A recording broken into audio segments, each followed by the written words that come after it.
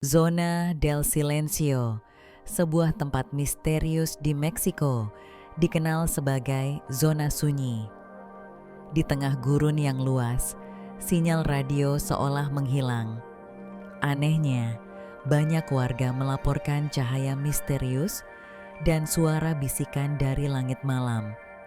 Apakah ini hanya gangguan alam? Atau mungkin tempat ini adalah gerbang menuju dimensi lain? Fenomena UFO sering dikaitkan dengan area ini, menambah aura misteri yang menyelimutinya. Setiap malam, saat bintang-bintang bersinar, rasa ingin tahu semakin membara. Apa yang sebenarnya terjadi di sana?